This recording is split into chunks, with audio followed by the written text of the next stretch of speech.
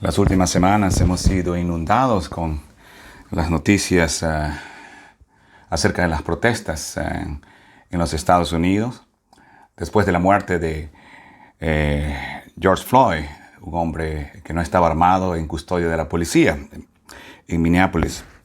Miles de personas alrededor del mundo se han unido a las protestas en solidaridad, las protestas en contra del racismo. También hemos visto al mismo tiempo noticias de este movimiento Black Lives Matter. Las vidas de los negros importan alrededor de los Estados Unidos y alrededor del mundo. Estoy de acuerdo que lo que pasó en Minneapolis no estuvo bien. Que el racismo es una realidad en los Estados Unidos y en otras partes del mundo. Pero ¿cuál debe ser mi respuesta como cristiano? Porque como cristiano, antes de donde yo vengo, eso es lo más importante. Eso es lo que me define. ¿Debo unirme a las protestas? ¿Debo hacer la señal de arrodillarme? ¿Debo quitar las estatuas? ¿O quedarme callado está mal? ¿Qué debo hacer yo como cristiano para llevar reconciliación y el mensaje de esperanza en medio del prejuicio? ¿Qué debo hacer yo como cristiano para llevar el mensaje de reconciliación y esperanza en medio del odio, en medio del caos? Este momento, tarde, mañana o noche, no sé a qué hora me estás oyendo, quisiera que reflexionemos en un pasaje del Evangelio de San Juan, capítulo 4, en donde vemos un ejemplo que viene del Señor Jesucristo, cómo Él pudo lidiar con un problema de prejuicio racial. Y quisiera leer ya solamente el versículo 23 de Juan, capítulo 4. Dice, pero la hora viene. Y ahora es cuando los verdaderos adoradores adorarán al Padre en espíritu y en verdad, porque ciertamente a tales el Padre busca que le adoren. Dicen que vivimos los últimos días, bueno, pero la hora viene. Y ahora es cuando los verdaderos adoradores adorarán al Padre en espíritu y en verdad. Te invito a que oremos un momento antes de continuar con nuestra reflexión. Padre de la gloria, bendecimos su nombre y le pedimos que bendiga este momento que queremos leer su palabra, queremos escuchar su voz. Pedimos por la paz en los Estados Unidos, en Europa y otras partes del mundo donde miles de personas protestan contra el racismo. Padre, pedimos protección, su paz y su bendición sobre la humanidad. En el nombre de Jesús. Amén. Antes de reflexionar en nuestro pasaje, quisiera que consideremos tres cosas importantes. Si yo soy cristiano, si tú eres un creyente, la primera cosa es que nosotros tenemos una humanidad compartida. Hay una humanidad común. En la Biblia tenemos algunos pasajes, pero déjame solamente mencionar el episodio cuando el apóstol Pablo va a visitar Atenas. En Hechos capítulo 17 vemos de que Pablo va a visitar, a predicar esta nación, a esta ciudad, y se encuentra en el Areópagos, donde se reunían los intelectuales, y se pone a ver en la ciudad muchas imágenes de dioses. Y en una de esas imágenes había una que decía al Dios no conocido. Entonces los atenienses eran intelectuales, pero idólatras. Entonces Pablo, poniéndose en pie en medio del Areópago, dijo: varones atenienses, percibo que sois religiosos en todo sentido, porque mientras pasaba y observaba los objetos de vuestra adoración, hallé también un altar con esta inscripción: al Dios no conocido. Pues lo que vosotros adoráis sin conocer, eso os anuncio yo. Las personas en Atenas se creían superiores a las otras personas. Ese era el contexto. Ellos tenían el conocimiento, ellos tenían se creían más nobles, ellos se creían más bendecidos, por lo tanto ellos se creían superiores. Pero el apóstol Pablo les dice, despierten. En el versículo 26 le dice, y de uno hizo todas las naciones del mundo, refiriéndose a ese Dios que les estaba predicando. Venimos de un solo hombre, Adán. Y él les dice,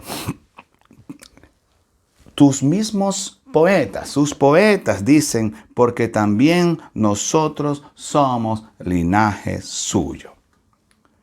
Él hace alusión a sus propios poetas que habían dicho que somos linajes de ese Dios creador.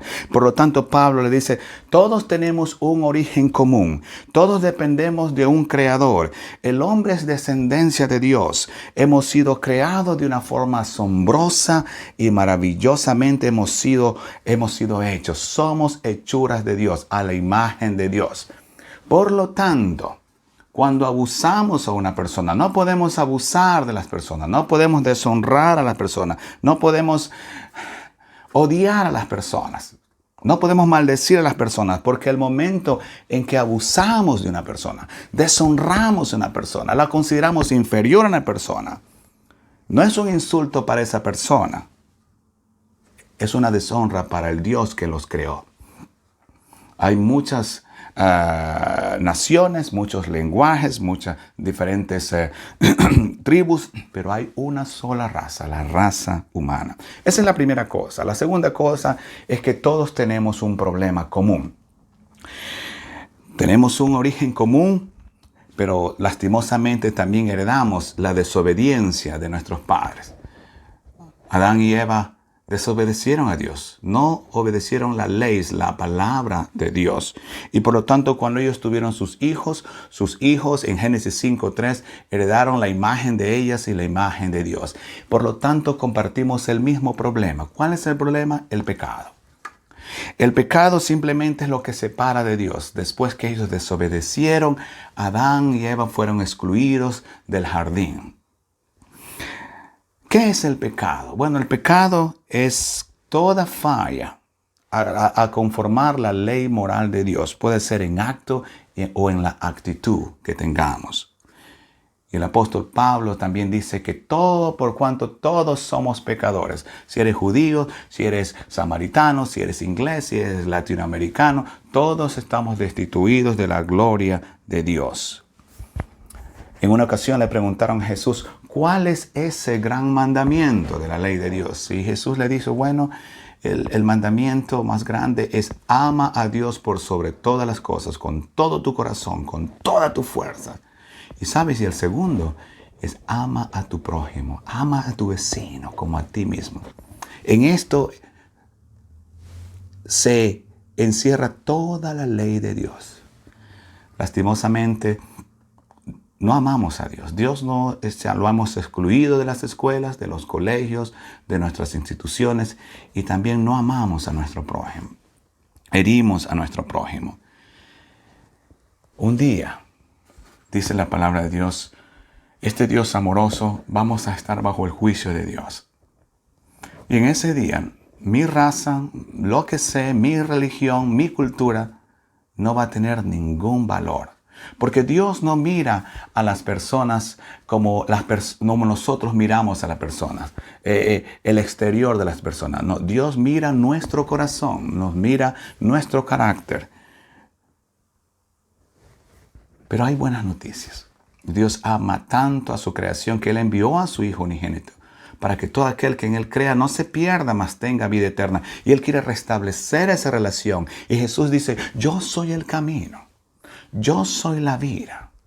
Nadie puede ir a ese Padre, a mi Padre. Nadie puede tener una relación con mi Padre solamente a través de mí. No es porque tengamos una religión, no es porque somos católicos, porque somos evangélicos, porque somos budistas, porque somos buenos. No, dice, yo soy el camino.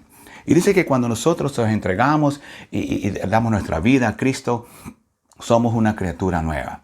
Entonces la tercera realidad que quiero que tengas en mente antes de ver el ejemplo de cómo llevar reconciliación es de que en Cristo tenemos una nueva naturaleza. El apóstol Pablo dice en 2 Corintios 5, 17, de modo que si alguno está en Cristo, nueva criatura es. Las cosas viejas pasaron, he aquí son hechas nuevas. El momento en que tú rindes tu vida a Cristo, tú de verdad, no hipócritamente o porque vas a una religión o vas a una iglesia, no. Cuando rendimos nuestra vida a Cristo, somos nacidos de nuevo, somos una criatura nueva. Y dice, no hay judío, no hay griego, no hay americano, no hay inglés, no hay latinoamericano, no hay esclavo, no hay libre, no hay hombre, mujer, porque todos somos uno en Cristo. En Cristo tenemos una nueva humanidad. ¿Y cuál es mi mejor ejemplo? Cristo. Mi mejor ejemplo no es el Papa, mi mejor ejemplo no es Billy Graham, mi mejor ejemplo no es mi padre. Es Cristo Jesús. Y cuando Cristo vino, Él reconoció la dignidad de cada persona. No importaba si fuera judío, si fuera samaritano, como el caso que vamos a ver, o romano. Los judíos tenían tenían una idea errada acerca de esto. Ellos se creían superiores porque habían sido elegidos por Dios, el pueblo elegido por Dios. Pero eso no era lo que decía su palabra. Su palabra dice, en ti, Abraham, van a ser bendecidas todas las naciones. Entonces, ¿cómo vamos a llevar reconciliación? ¿Cómo podemos cambiar nuestro corazón? ¿Cómo podemos llevar esperanza? Vamos a ver el ejemplo de Jesucristo. En el capítulo 4 vamos a ver la historia de la mujer samaritana. Y lo primero que vemos en el versículo 9 es algo que dice el versículo. Dice, los judíos no tienen trato con los samaritanos. Los judíos odian a los samaritanos odian a los judíos. De pronto veía un samaritano a un judío, cruzaba la calle o el judío no quería hablar. Es como la gente dice, bueno, yo no quiero hablar con ese negro, con ese chino, con ese americano, con ese inglés. Es lo mismo. Había un prejuicio. Y se odiaban tanto, ese odio era histórico. Empezó cuando el reino fue dividido después de la muerte de Salomón, y lo podemos leer en Primera de Reyes, capítulo 12. Y después los asirios invadieron el reino de Israel, y en el norte los asirios empezaron a casar con las mujeres judías. Por lo tanto, las personas del norte, del sur, se creían más puros, y esta diferencia se hizo más profunda cuando ellos no aceptaban las escrituras que ellos tenían, los otros judíos. Ellos solo aceptaban los 5 libros del Pentateuco, Génesis, Éxodo, Levíticos, Números y Deuteronomio, y no aceptaban los salmos. Por lo tanto, no aceptaban el templo que David había construido, y construyeron su propio templo. Esta mujer era despreciada por su raza. Los judíos no podían hablar porque era mujer, por su religión y por su pecado. Ella tenía una reputación muy dudosa. Pero si la gente era rechazada por su raza, por su condición, Jesús siempre estuvo ahí para llevar dignidad a estas personas. ¿Cómo vamos a llevar reconciliación? Cuando tú y yo entregamos nuestra vida a Cristo, somos llamados a reconciliar la creación con su Creador. Y la primera cosa que aprendemos es que el primer paso que debemos dar es personal. Empieza contigo, empieza conmigo. Los judíos trataban de evitar contacto con los samaritanos, por lo tanto, si querían viajar hacia el norte, evitaban pasar por Samaria. Pero Jesús dice, voy a pasar por aquí porque quería enseñarle a sus discípulos y a nosotros una lección. Esta mujer no con una buena moral, que quizás era odiada o despreciada entre su propia gente, Jesús va y conversa con ella para dar razón de su ministerio, de que el evangelio es para todas las personas, no importa su condición. Y Él nos enseña cómo acercarnos a las personas. Él no va directamente, Él empieza a preparar el escenario para poder compartir con esta mujer. Espera que los discípulos se vayan. Ella sabía la condición de esta mujer. Y la única palabra que le dice, dame de beber. dame de beber. Pero la siguiente cosa que tenemos que tener en cuenta es de que Jesús enfrenta oposición. No sabemos por qué ella lo hace, pero en el versículo 9 le dice, ¿cómo es que tú, siendo judío, me pides de beber a mí que soy samaritana? Lo ve a Jesús y quizás el color de su piel, la forma en que habla, ella puede ver que es un judío. Y muchos dicen que le contesta de esta manera grosera al Señor, porque su vida se sentía en su vida vacía, se sentía juzgada y se estaba perturbada de ver de que este judío quisiera conversar con ella. Quizás pensó que Jesús sabía de acerca de su vida. Y Jesús le dice, si tú conocieras el don de Dios y quién es el que te dice, dame de beber, tú le habrías pedido a Él y Él te hubiera dado agua viva. Jesús sabía la necesidad espiritual de esta persona, pero esta persona se pone a la defensiva y empieza a apelar a su cultura. Y en versículo 11 él le dice, Señor, no tienes con qué sacarla. El pozo es hondo. ¿De dónde, pues, tienes esa agua viva? ¿Acaso eres tú mayor que nuestro padre Jacob? Religión. Que nos dio el pozo del cual bebió él mismo y sus hijos y sus ganados. De ahí venimos, su cultura. Jesús le contesta en los siguientes versículos para hacerle entender a esta mujer que el mensaje que él tenía, las buenas noticias de esperanzas. Y Jesús le dice, todo el que beba de esta agua, de este pozo, volverá a tener sed, pero el que beba del agua que yo le daré no tendrá sed jamás, sino que el agua que yo le daré se convertirá en él en una fuente de agua que brota para vida eterna. Si tú quieres depender de tu cultura, le dice Jesús, si quieres depender de tu religión, si tú quieres depender de tu tradición, vas a volver a tener sed. Si tú aceptas las buenas nuevas que te traigo para ti, no vas a tener sed jamás, porque el agua que yo te daré se convertirá en una fuente de agua que brota vida eterna. La respuesta que le da la mujer en el siguiente versículo demuestra que ella no había tenido, no comprendía completamente, pero había despertado el interés en ella. Dice, Señor, dame esa agua para que no tenga sed ni venga hasta aquí otra vez. Jesús reconoció que él tenía que llevar a esta mujer a enfrentar su problema, a enfrentar su pecado. Al hablar con ella le estaba dando a entender que veníamos de una naturaleza común, pero ahora tenía que enfrentar su pecado, su problema. Y le dice, llama a tu marido y ven acá para enseñarte. Respondió la mujer y le dijo, no tengo marido. Jesús le dijo, bien has dicho, no tengo marido, porque 5 maridos has tenido. Y el que ahora tienes no es tu marido. Y en eso has dicho la verdad, le dijo ella. Jesús quería hacerla entender que enfrentara su problema, su pecado, y estaba teniendo éxito. Jesús ahora tenía la oportunidad de ayudar a esta mujer para que pueda enfrentar su pecado y pueda disfrutar de una vida espiritual, de agua viva. Pero la mujer seguía a la defensiva. La mujer trató de cambiar la conversación y empezó a hablar de religión. Jesús, sin embargo, continuó. Y algo que tenemos que entender, cuando vamos a predicar el evangelio, cuando vamos a compartir acerca de traer esperanza, vamos a enfrentar oposición. Cuando vamos a ayudar a la gente que se vuelva a Dios, vamos a enfrentar a su oposición. Ellos van a traer su cultura, van a traer su religión.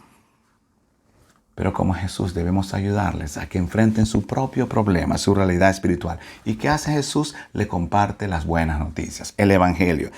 Había la controversia ahí de los judíos y los samaritanos, de dónde tenían que adorar, cuál era el verdadero templo para la adoración, la verdadera manera de adorar a Dios. Los samaritanos eran mitad sirios, mitad judíos, porque habían sido capturados por los asirios. Y los samaritanos, sin embargo, decían, nosotros descendemos de Abraham, somos descendencia directa. Por eso ellos tenían el pozo de Jacob ahí.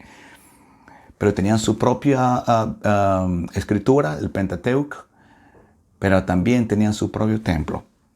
Entonces ellos decían, el templo verdadero, la religión verdadera está aquí, en este monte. Los judíos decían, no, es en Jerusalén. Y antes de que Jesús no entra en la discusión, a veces no es bueno perder tiempo hablando de religión y que la religión es la verdadera. No, Jesús no entra en esa discusión. Cuando empezamos así, mejor no discutamos. Sino que Él le empieza a enseñar acerca de la verdadera espiritualidad cuando adoramos a Dios. Que no es acerca de la forma en que lo hacemos, no es acerca de ceremonias, no es acerca de instituciones, no es una iglesia la que te lleva a Dios, sino un templo. Dice, la persona debe descubrir a Dios a través de una experiencia espiritual, le dice Jesús. Los padres de ella le habían enseñado acerca de religión. Los padres de ella le habían enseñado acerca del prejuicio racial. Si tus padres te han enseñado esto, tú eres un racista. Si mis padres me han enseñado a despreciar a las personas porque no creen como yo creo, soy un racista. Por lo tanto, tenemos que tener reconciliación. Y Jesús le dice a la mujer en el versículo 23, mira, la hora viene. Y ahora es cuando los verdaderos adoradores adorarán al Padre en espíritu y en verdad, porque ciertamente a los tales el Padre busca que le adoren. Dios es espíritu y los que adoran deben adorarle en espíritu y en verdad. No porque van a ese templo, no porque son parte de esa liturgia. Él enseña la espiritualidad de la adoración. En su conversación con la mujer samaritana, Él le enfatiza que la adoración es una respuesta del corazón para Dios. Que no solamente es el lugar o la liturgia o los ritos religiosos o ceremonias. Nuestro Señor le declara que Dios es espíritu y que los que van a adorarle a Él lo deben hacer en espíritu y en verdad. Jesús dijo, yo soy la verdad. Por lo tanto, nosotros cuando entregamos nuestra vida a Cristo, le entregamos totalmente nuestra vida, vamos a adorarle a Dios de una manera espiritual. La adoración genuina es una respuesta espiritual a un Dios espiritual. Es el instrumento del Espíritu cuando nos entregamos completamente nuestra vida. Está a la disposición de Dios. La adoración en espíritu significa con nuestra actitud, con nuestro corazón, con nuestras emociones. Podemos decir con todas nuestras emociones, con todo nuestro amor, con todas nuestras afecciones, con toda nuestra adoración. ¿Por qué le adoramos por sus atributos? Porque Dios es amor. ¿Por qué le adoramos por quién es? Él es el Dios, el Creador. Por lo que Él ha hecho por nosotros. Jesús le presenta esta verdad a esta mujer y ella parece que no la entiende completamente y ella continúa con su actitud defensiva y le dice, bueno, eso está bonito. Como muchas veces la gente, oh, sí es bonito, yo respeto la cristiandad, yo respeto. Y le dice en el versículo 5, oh, sé que el Mesías viene y el llamado en Cristo, cuando Él venga, nos declarará todo. A la defensiva. Esto le da la oportunidad a Jesús ahora sí, a decirle, bueno, yo soy el que habla contigo. Jesús prepara el camino para que esta mujer tenga que decidir. No tenemos las palabras que ella le dice, pero la escena es interrumpida por cuando vienen los discípulos. Pero vamos a entender de que esta mujer ha cambiado. Cambia. Vemos la transformación y el cambio que ocurre en esta mujer cuando enfrenta su realidad, el problema, su pecado. En el versículo 29 y 30, entonces la mujer dejó su cántaro. Dejó su cántaro. Fue a la ciudad y dijo a los hombres, quizás estos hombres sabían de su reputación, pero algo le pasa y ella le dice, venid, ver a un hombre que me ha dicho todo lo que yo he hecho. ¿No será el Cristo? Y salieron a la ciudad e iban a él. La mujer ha recibido a Cristo, no le importa lo que digan, ella solo quiere enseñarles acerca de la palabra de Dios, llevarlos a la fuente para que puedan beber. el agua de vida eterna. Mientras tanto, los discípulos le rogaban, Maestro, come. Pero él les dijo, yo tengo para comer una comida que vosotros no sabéis. Los discípulos entonces se decían entre sí, ¿le habrá traído alguien de comer? Y Jesús les dijo, mi comida es hacer la voluntad del que me envió y llevar a cabo su obra. La comida de Jesús es ser obediente al Padre. Esa debe ser nuestra comida. No tener una liturgia religiosa, sino ser obediente al Padre. Eso le dice Jesús. Y no decís vosotros, todavía falta 4 meses y después viene la siega. He aquí yo os digo a vosotros, alzad vuestros ojos y ved los campos que ya están blancos para la siega. Lo que Jesús le está diciendo, despiértense. Despiértense.